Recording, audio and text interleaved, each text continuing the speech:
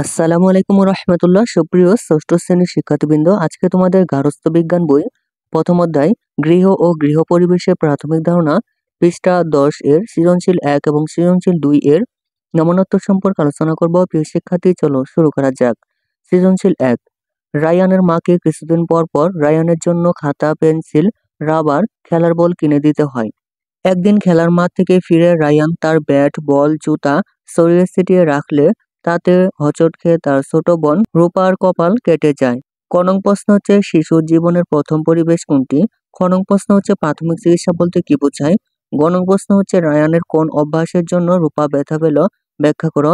ঘ নং প্রশ্ন হচ্ছে রায়ানের এ ধরনের অভ্যাস আমাদের দৈনন্দিন জীবনে কি প্রভাব ফেলে, বুঝিয়ে লেখো। প্রিয় শিক্ষার্থী, 1 নং সৃজনশীল প্রশ্নের নমুনাত্মক তোমাদের দেখাচ্ছি, তা তোমরা দেখে নিতে পারো। চলো শুরু করা যাক। ষষ্ঠ শ্রেণীর গার্হস্থ্য বিজ্ঞান বই 2025 প্রথম অধ্যায় গৃহ ও গৃহ পরিবেশের প্রাথমিক ধারণা পৃষ্ঠা 10 1 নং সৃজনশীল প্রশ্নের উত্তর। ক নং প্রশ্ন হচ্ছে শিশুর জীবনের প্রথম পরিবেশ কোনটি? ক নং প্রশ্নের উত্তর হচ্ছে গৃহ হলো শিশুর জীবনের প্রথম পরিবেশ। খ নং প্রশ্ন হচ্ছে প্রাথমিক চিকিৎসা বলতে কি বোঝায়? খ নং প্রশ্নের উত্তর হচ্ছে ছোট বড় কোনো দুর্ঘটনায় পড়লে আমরা আহতদের তাৎক্ষণিকভাবে যে চিকিৎসার ব্যবস্থা করে থাকি তাকে প্রাথমিক চিকিৎসা বলে। এর উপকরণগুলো হচ্ছে তুলা, ব্যান্ডেজ, ডেটল বা বার্নল, অ্যান্টিসেপটিক পাউডার, মলম ইত্যাদি। গ নং প্রশ্ন হচ্ছে রায়ানের কোন অভ্যাসের জন্য রূপা ব্যথা পেল, ব্যাখ্যা করো। গ নং প্রশ্নের উত্তর হচ্ছে উদ্দীপকে উল্লেখিত রায়ানের নেতিবাচক অভ্যাসের জন্য রূপা ব্যথা পেল। উদ্দীপকের রায়ান স্কুল থেকে বাসায় ফিরে এসে স্কুলের ব্যাগ, বই, খাতা, জামা, প্যান্ট, জুতা, মোজা ইত্যাদি নির্দিষ্ট জায়গায় রাখে না। প্রতিদিন পড়ালেখা শেষ করে বই, খাতা, পেন্সিল, কলম সব এলোমেলো করে রাখে। বিকেলে খেলা শেষে খেলার সামগ্রীগুলো ঠিক জায়গায় রাখে না, ফলে প্রয়োজনের সময় সে সবকিছু হাতের কাছে পায় না। তার এ অগোছালো জিনিসে হোঁচট খেয়ে তার বোন রূপা ব্যথা পেল। ঘ নং প্রশ্ন হচ্ছে রায়ানের এ ধরনের অভ্যাস আমাদের দৈনন্দিন জীবনে কি প্রভাব ফেলে, বুঝিয়ে লেখো। ঘ নং প্রশ্নের উত্তর হচ্ছে উদ্দীপকে উল্লেখিত রায়ানের এ ধরনের অভ্যাস আমাদের জীবনে নেতিবাচক প্রভাব ফেলে। গৃহের পরিবেশ থাকবে সবসময় পরিচ্ছন্ন ও পরিপাটি, যাতে প্রয়োজনের সময় প্রয়োজনীয় জিনিসগুলো সহজে হাতের কাছে পাওয়া যায়, ফলে খোঁজাখুঁজিতে অযথা সময় অপচয় হয় না। এছাড়া জিনিসপত্র ছড়িয়ে ছিটিয়ে থাকলে বিভিন্ন রকম দুর্ঘটনা ঘটারও সম্ভাবনা থাকে। উদ্দীপকেও আমরা এমন একটি দুর্ঘটনা লক্ষ্য করি, অগোছালো জীবন আমাদের কারো কাম্য নয়। সৃজনশীল 2 1 নং চিত্র, 2 নং চিত্র। ক নং প্রশ্ন হচ্ছে মাটির উর্বরতা বৃদ্ধির জন্য কি করতে হয়? খ নং প্রশ্ন হচ্ছে গৃহের অনানুষ্ঠানিক স্থান বলতে কি বোঝায়? গ নং প্রশ্ন হচ্ছে 2 নং চিত্রের গৃহ পরিবেশটি কেমন, ব্যাখ্যা করো।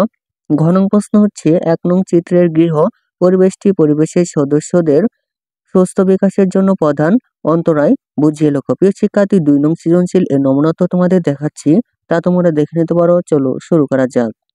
ষষ্ঠ শ্রেণীর গার্হস্থ্য বিজ্ঞান বই 2025 প্রথম অধ্যায় গৃহ ও গৃহ পরিবেশের প্রাথমিক ধারণা অধ্যায় 10 2 নং সৃজনশীল প্রশ্নের উত্তর। ক নং প্রশ্ন হচ্ছে মাটির উর্বরতা বৃদ্ধির জন্য কি করতে হয়? ক নং প্রশ্নের উত্তর হচ্ছে মাটির উর্বরতা বৃদ্ধির জন্য মাটিতে গোবর বা জৈব সার মেশাতে হয়। খ নং প্রশ্ন হচ্ছে গৃহের অনানুষ্ঠানিক স্থান বলতে কি বোঝায়? খ নং প্রশ্নের উত্তর হচ্ছে আমরা যে স্থানগুলোতে ব্যক্তিগত বা একান্ত নিজের কাজগুলো করে থাকি তাই গৃহের অনানুষ্ঠানিক স্থান। এই অনানুষ্ঠানিক স্থানে আমরা বিশ্রাম নেই, ঘুমাই, পড়াশোনা করি, সাজসজ্জা করি ইত্যাদি। এই স্থানগুলোতে শুধু পরিবারের সদস্যরাই তাদের বিভিন্ন কাজ সম্পন্ন করে থাকে।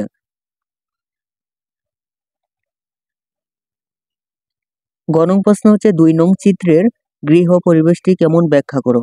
গ নং প্রশ্নের উত্তর হচ্ছে উদ্দীপকে উল্লেখিত 2 নং চিত্রের গৃহ পরিবেশটি পরিষ্কার পরিচ্ছন্ন। সুস্থতার জন্য গৃহের ভেতর ও বাইরের সব পরিবেশকে পরিষ্কার পরিচ্ছন্ন রাখতে হবে। গৃহের প্রতিটি জায়গায় এবং এর আনাচে কানাচেও পরিষ্কার পরিচ্ছন্ন রাখতে হবে। গৃহের আঙ্গিনায় বড় গাছ থাকলে সেখান থেকে ঝরে পড়া পাতা গৃহের আঙ্গিনায় বড় গাছ থাকলে সেখান থেকে ঝরে পড়া পাতা বা শুকনো ডাল নিয়মিত পরিষ্কার করতে হয়। বাড়ির আঙ্গিনায় কোথাও যেন বৃষ্টির পানি জমে না থাকে সেজন্য নালা তৈরি করে দিতে হয়।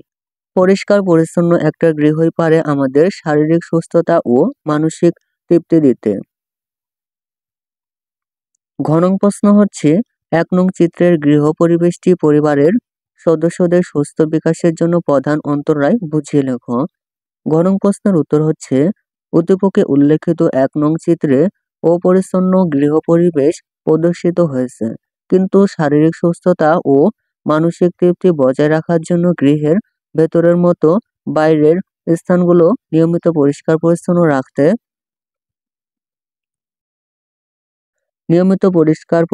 রাখতে হবে। বাড়ির আঙিনায় যাতে পানি না জমে অপরিষ্কার না থাকে সেদিকে আমাদের লক্ষ্য রাখতে হবে।